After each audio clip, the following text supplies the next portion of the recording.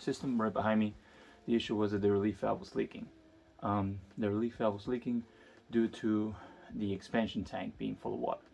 So the expansion tank controls expansion and contraction within the system. So if it's full of water, think of it, it's a tank. It's like this. This is your expansion tank. Okay, it has a bladder inside. So you can actually see, like right there, it's half air, half water. So it helps expand and contract the pressure within the system as the system heats up. That one's failing, and it's smaller than the one that should be for this particular unit, which happens to be a model 30 instead of a 15. So we're gonna start working on it.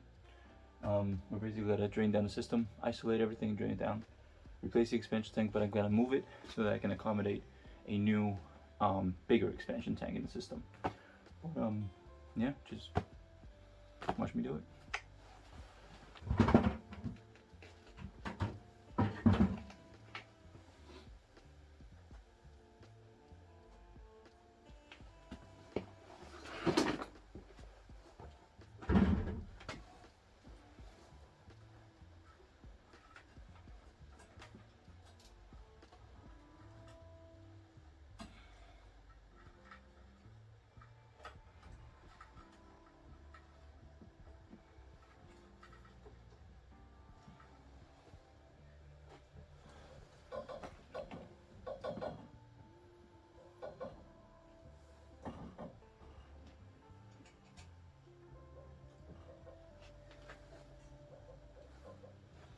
I mentioned it before, but don't use sharp bites, okay?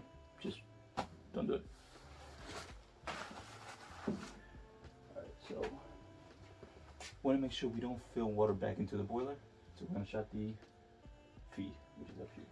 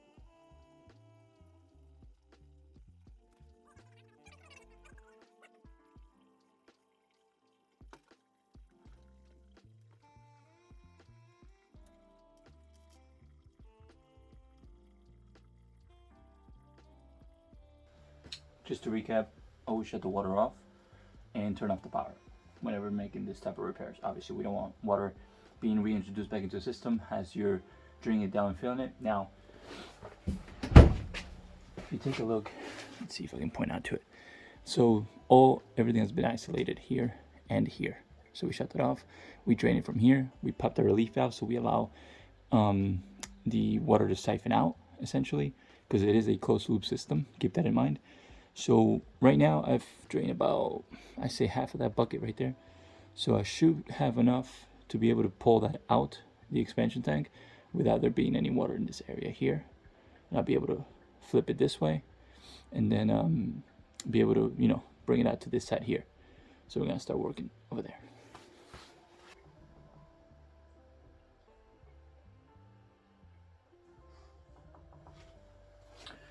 Another thing to keep in mind.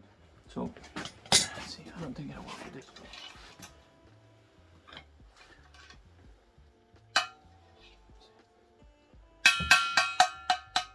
Look at that. Hollow. Not hollow. Okay. You can tap it and you can see whether it's full or not of water. So this one, full of water. And actually right now it's draining itself down. So I might want to drain a bit more water just to get rid of all the water in this tank right now, because that thing's full of water.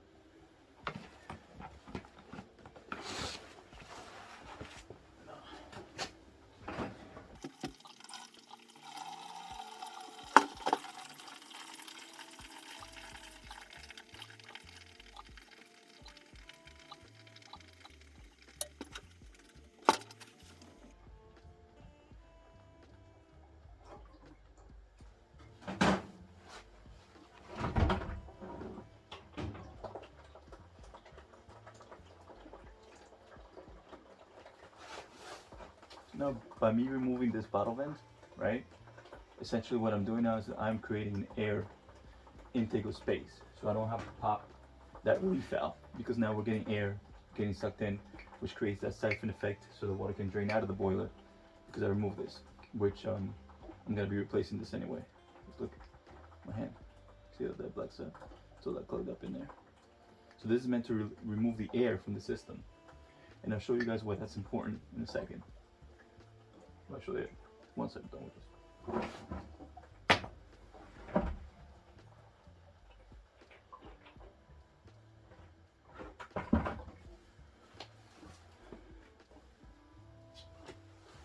Okay, we're gonna be putting in a new one.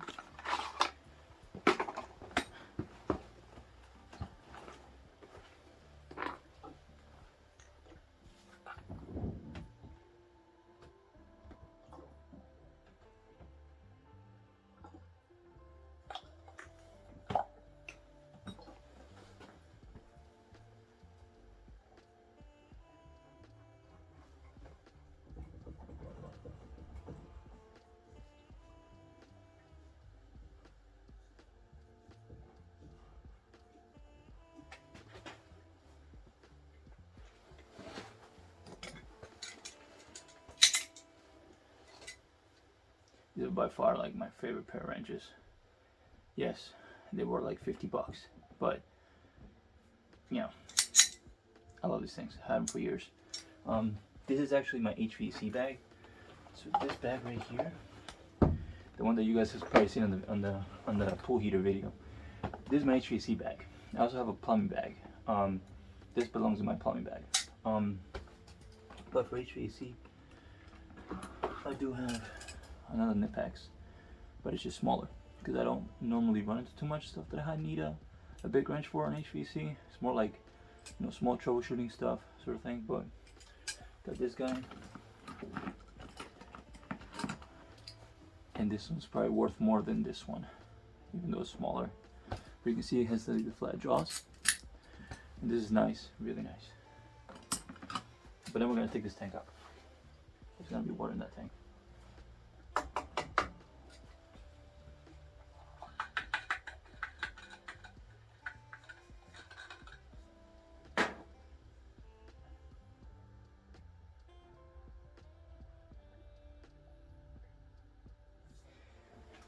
I don't like tanks being installed upside down, like this one is, just because now everything kind of drains down, and you're gonna get a lot of water out of, you know, when you put them in. And actually, I don't know if it matters for a hydronic one. I know potable water tanks you can do it, but hydronic ones, drainable system now solution on supply side of the boiler on the suction side. Pressure system, check fluid leaks, return. They don't give you a specific like a specific direction on it, but I mean, you can see that they actually wanted like facing down. So that's what I'm gonna do. I'm gonna face it down, like so it hangs, you know, and we're gonna support it and everything. But yeah, I guess technically, and it is on the opposite side of the pump. That's fine.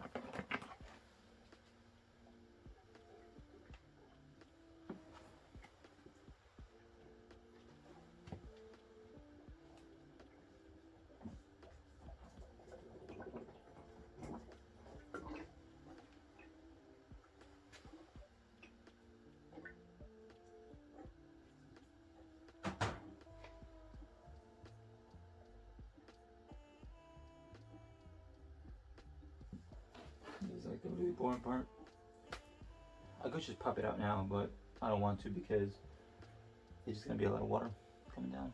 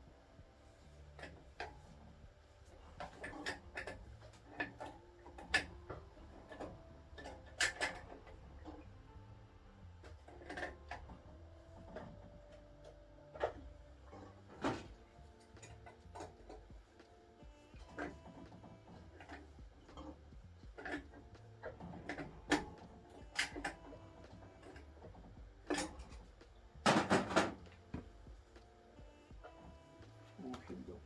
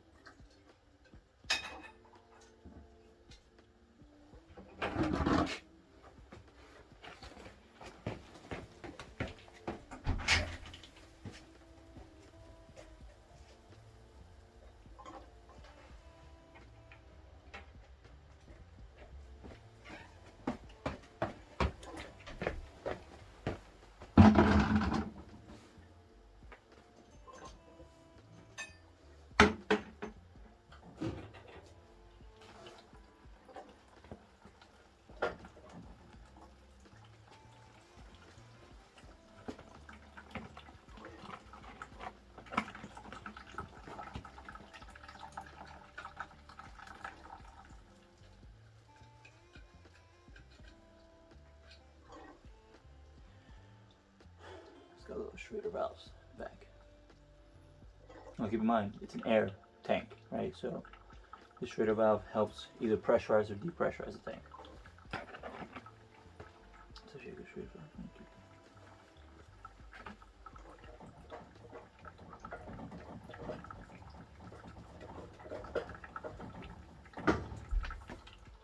That wasn't bad. Oh, Teflon tape. Alright. Just gonna get Teflon tape. Be right back.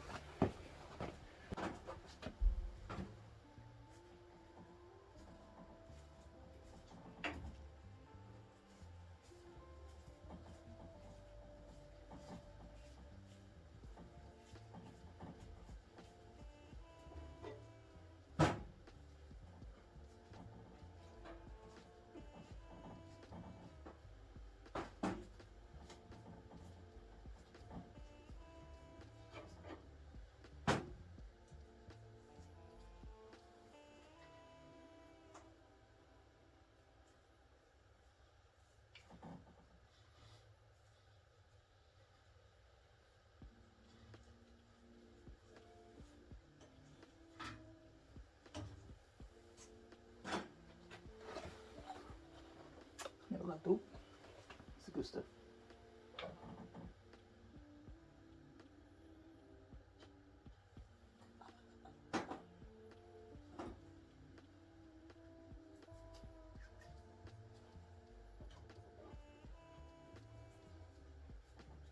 Like I said, we're gonna face it at an angle this way. That'll allow us to give us the room to hang it right here.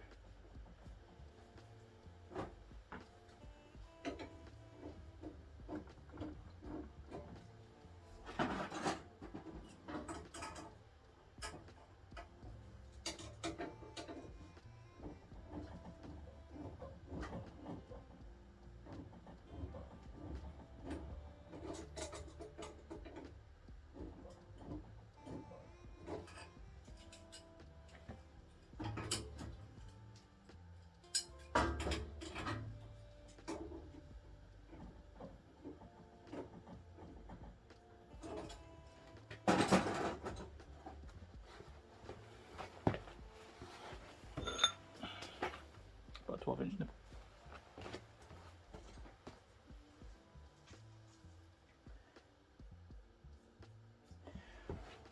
For some reason, this seems to be a very difficult task for apprentices, but learn to put Teflon tape on.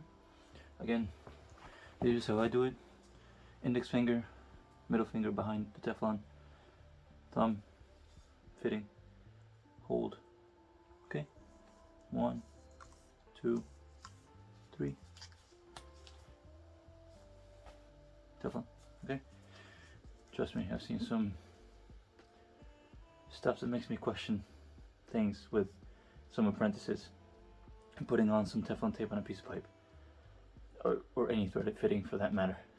So, yeah. I don't know.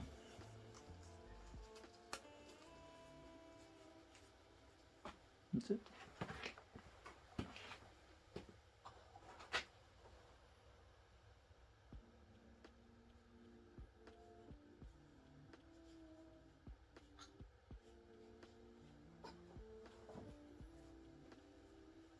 I'll put a new elbow on that.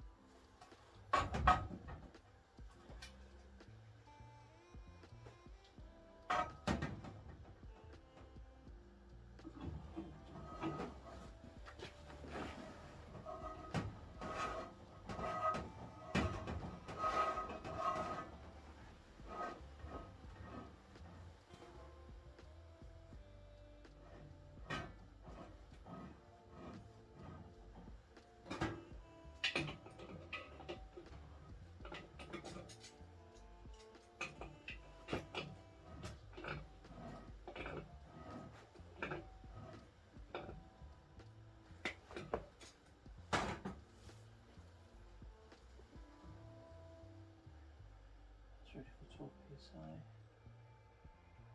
Alright, 12 PSI, 12 PSI. Yeah. You always want to make sure your pressure relief, your pressure reducing valve matches the pressure on your tank. Some are rated for 15, some are rated for 12. Make sure that they match in pressure, okay?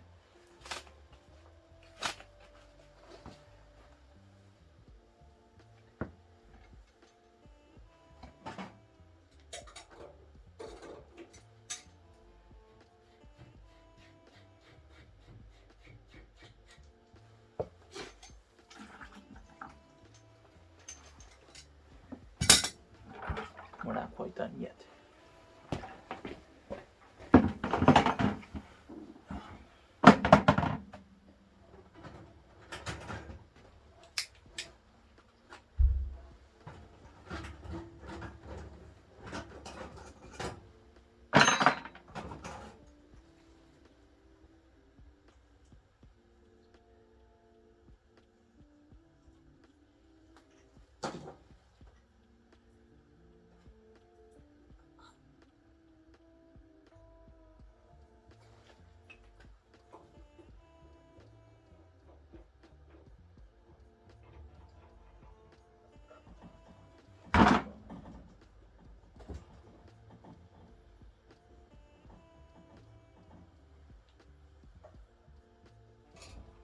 You just turn this up by hand. I don't even bother getting a wrench to them.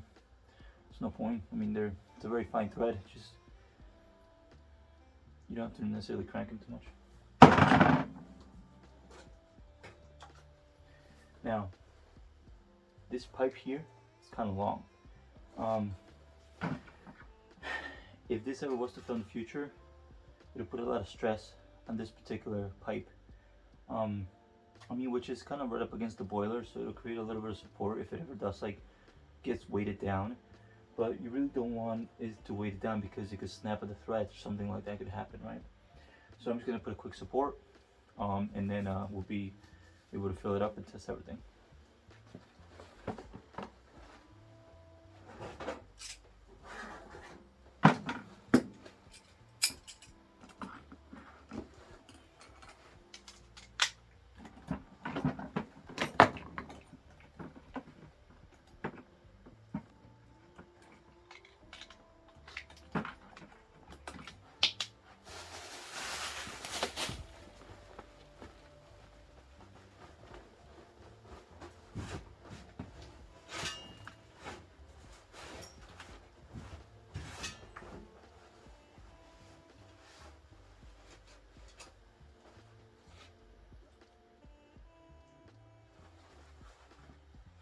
As a matter of fact, we can test everything right now. So, what I'm going to do right now is I'm going to open up the fill valve so it allows water to come back into the boiler. As it's coming up, this guy will eliminate any air in the system as the air travels up the actual pipe. So as water starts to fill up, so here's your water, your air escapes through the top, through that bottle vent. I'll draw a little bit of a better diagram once we're all done here, and I'm on my way to the next one, but you'll see. You'll be actually able to hear it.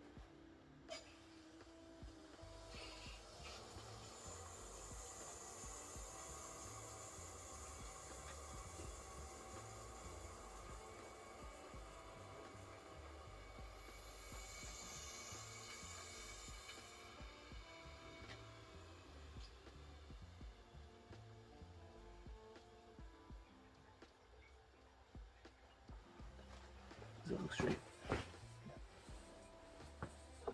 Hear that?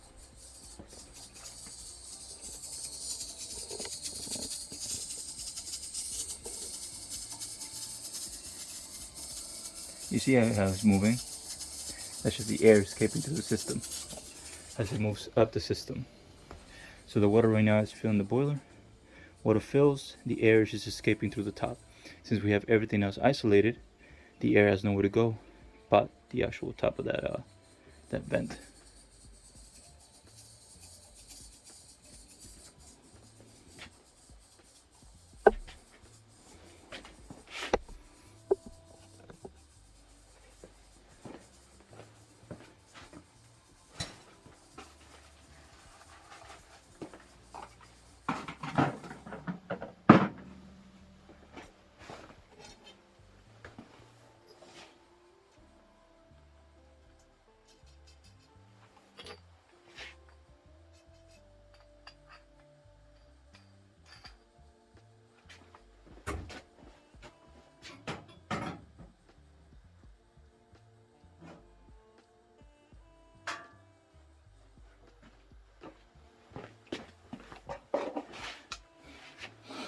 Best $400 I've ever spent. No bullshit.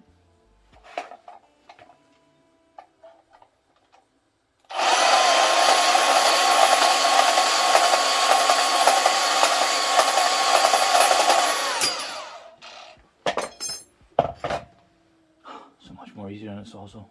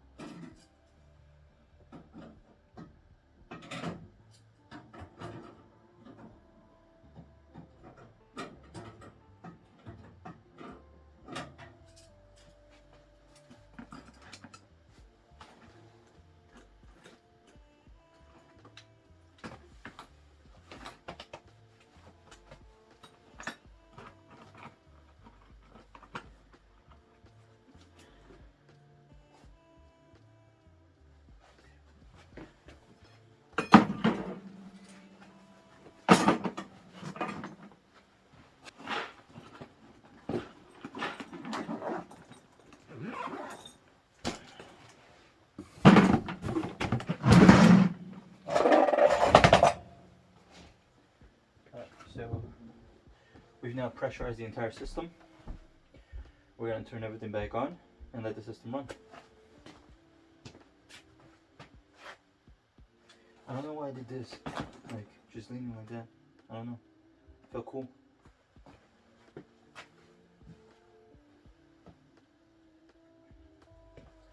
Seems like the drain valve's leaking a little bit. We're going to have to put a cap on it.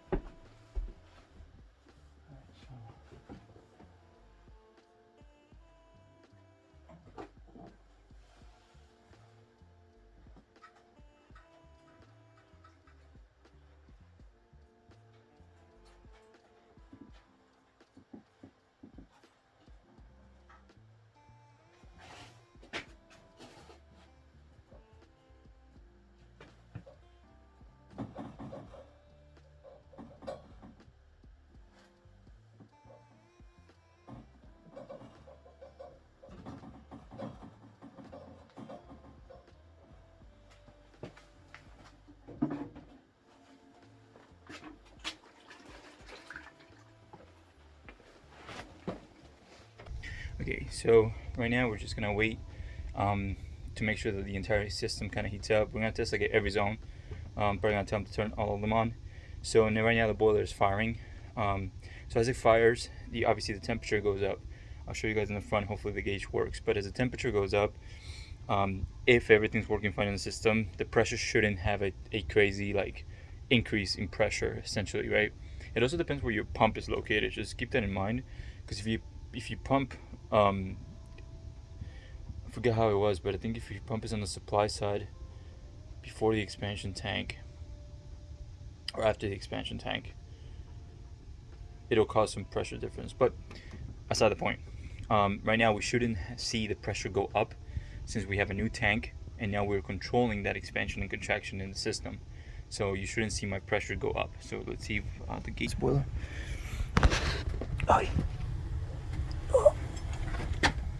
So we have, let's see, look at this, this drives me insane. It drives me insane. So that's closed. The first floor is open, so you can see like it's open. So these are Honeywell 4-wire zone valves. Yellow wires represent essentially your motor, and then your red represents your end switch that goes to the boiler. But like if they're fully swinging like this all the way, they're open, like automatically open, right? You can see this one has a bit of a restriction right there. Doesn't have the full swing, so that's closed. This one, okay, right here, boom, all the way. All right, so I know that's open. Second floor is open as well. So we got quite a bit of heat moving. Now this is my supply, and that is my return. Now, if you're wondering why do I know what's supply and what's return, there's two ways you can tell.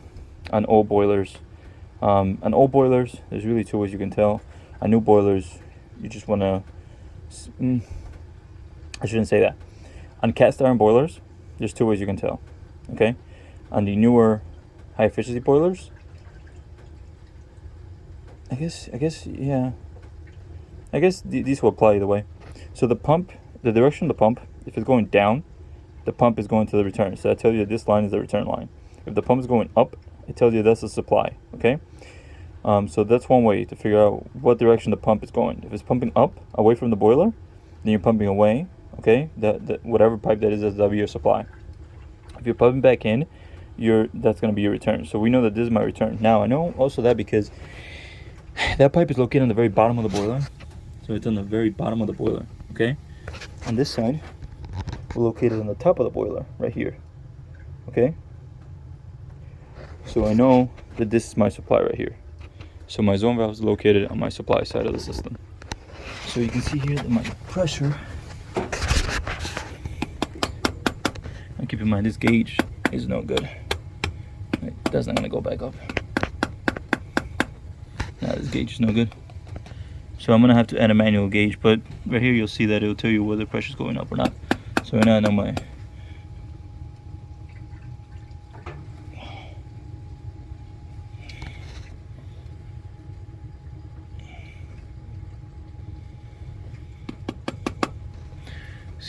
my temperature increasing slowly. I wish my pressure worked, but it doesn't. So this pressure should never go above like 12-15 psi. Yeah, so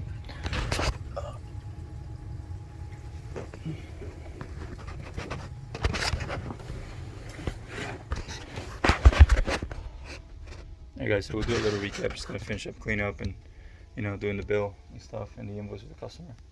And yeah, later. Alright guys, so just to recap real quick, the initial call was boiler was leaking, so that's all my description said. So I got in there, I noticed that the customer said the relief valve was leaking on the boiler.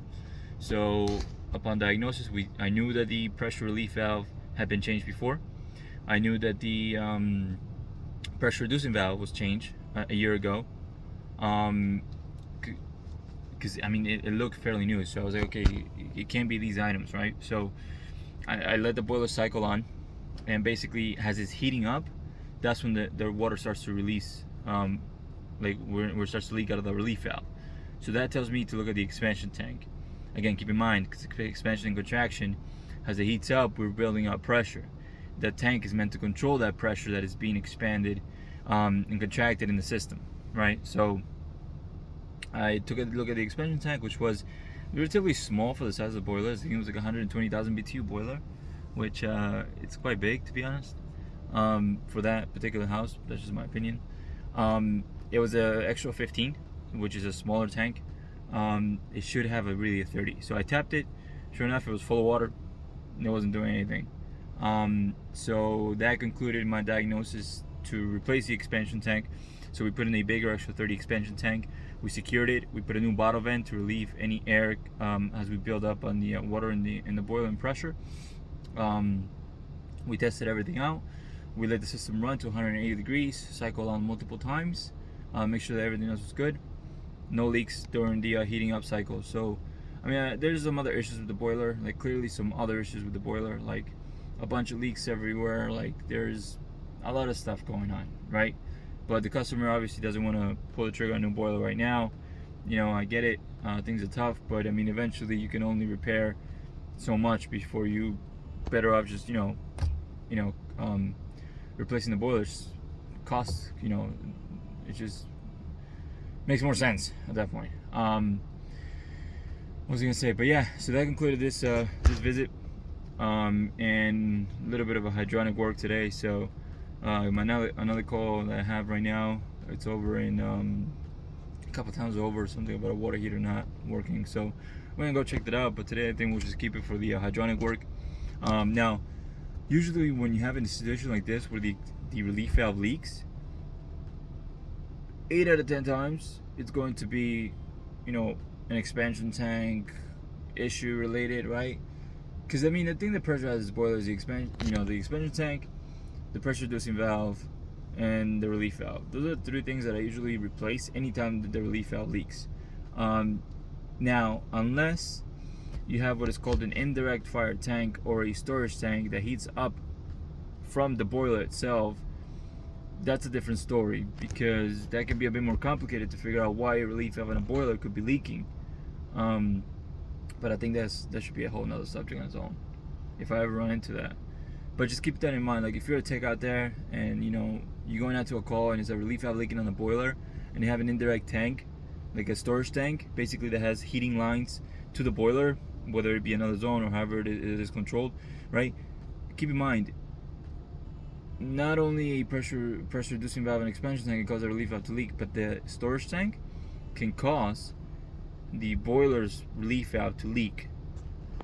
And if you understand domestic pressure, boiler pressure, and that stuff, and you understand how a storage tank or an indirect fire tank works, you'll understand why the storage tank coil, it's attached to the low pressure system boiler. If that coil ever ruptures, now the domestic water in that tank feeds into the hydronic coil, pressurizing the boiler, causing it to leak out of the relief valve. So just keep that in mind when you go to these calls and they have a storage tank indirect fire heater. Just keep that in mind. Otherwise, 9 out of 10 times it will be the pressure relief valve in the expansion tank and the relief valve, pressure reducing valve, relief valve, and expansion tank that you're replacing whenever a relief valve leaks. That's just what it is. In 9 out of 10 times, the one crazy time might be something different, but rarely. So yeah, hopefully you guys enjoy. Like and subscribe for the video for more. We'll try to get as much information as possible out to you guys. Yeah, I'll see you in the next one.